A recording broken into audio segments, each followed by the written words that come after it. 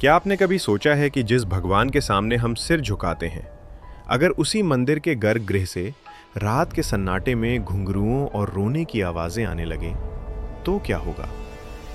उत्तर प्रदेश के एक छोटे से गांव अधियारी में एक पुराना शिव मंदिर था। गांव वाले कहते थे कि सूरज ढलने के बाद उस मंदिर की सीढ़ियां चढ़ना अपनी मौत को दावत देना है। लेकिन नए आए पुजारी पंडित दीनानाथ इन बातों को सिर्फ वहम मानते थे, जब तक कि उस अमावस की रात ने उनका सामना उस सच से नहीं कराया जिसे गांव वाले सदियों से छिपा रहे थे। पंडित दीनानाथ शहर से आए थे, तर्क और विज्ञान में विश्वास रखने वाले।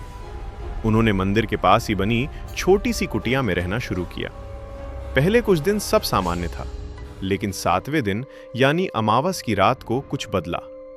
रात के करीब 12 बजे थे। अचानक मंदिर का भारी पीतल का घंटा अपने आप बज उठा। Ton ton ton. दीनानाथ की आंख खुल गई। बाहर सन्नाटा था, हवा भी नहीं चल रही थी। फिर घंटा कैसे बजा? वो टॉर्च लेकर मंदिर की ओर बढ़े। जैसे जैसे वो गर्भगृह के पास पहुंचे, उन्हें एक अजीब सी गंध आने लगी। सड़े हुए मांस और चमेली के फूलों का एक डरावना मिश्रण। मंदिर के कपाट, जिन्हें उन्होंने खुद ताला लगाया था, अध खुले थे। अंदर से किसी के फुसफुसाने की आवाज आ रही थी। अभी भोग नहीं लगा, अभी प्यास नहीं बुझी। दीनानाथ का दिल जोर से धड़कने लगा।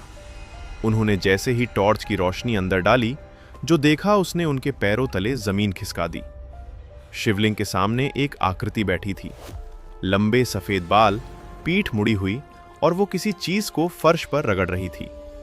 जब रोशनी उस आकृति के चेहरे पर पड़ी, तो वो कोई इंसान नहीं था। उसकी आंखें नहीं थी, सिर्फ 2 गहरे काले गड्ढे थे जिनसे काला खून बह रहा था। वो आकृति धीरे धीरे खड़ी हुई। उसकी लंबाई सामान्य इंसान से कहीं ज्यादा थी। उसने दीनानाथ की तरफ हाथ बढ़ाया और कड़काती आवाज में बोली, पिछला पुजारी भाग गया था, तुम तो रुकोगे ना? दीनानाथ भागना चाहते थे, लेकिन उनके पैर जैसे जमीन में धंस गए थे। अचानक उन्हें याद आया कि गांव के बुजुर्ग ने कहा था कि इस मंदिर की रक्षा एक अघोरी की आत्मा करती है, जो कभी यहाँ का पुजारी हुआ करता था, जिसे गांव वालों ने ईर्ष्या में जिंदा जला दिया था। दीनानाथ ने डरते हुए कांपती आवाज में महामृत्युंजय मंत्र का जाप शुरू किया। जैसे जैसे मंत्र की शक्ति बढ़ी, वो आकृति चीखने लगी। मंदिर की दीवारों से खून रिसने लगा और अचानक एक जोरदार धमाका हुआ। दीनानाथ बेहोश होकर गिर पड़े।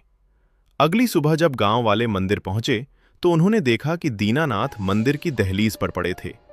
उनके बाल रातों रात सफेद हो चुके थे। जब उन्होंने मंदिर के अंदर झांका, तो शिवलिंग पर ताजे लाल फूलों की जगह राख और सूखी हड्डियां बिखरी हुई थीं। दीनानाथ ने उस दिन के बाद फिर कभी पीछे मुड़कर नहीं देखा। आज भी अधियारी गांव का वो मंदिर रात 7 बजे के बाद बंद कर दिया जाता है। लोग कहते हैं कि आज भी अमावस की रात को वहां एक परछाई झाड़ू लगाती हुई दिखती है, और जो कोई उसे टोकने की हिम्मत करता है, वो फिर कभी सूरज की रोशनी नहीं देख पाता। तो अगली बार जब आप किसी सुनसान पुराने मंदिर में जाएं और आपको लगे कि कोई आपको देख रहा है, तो शायद आप अकेले नहीं हैं।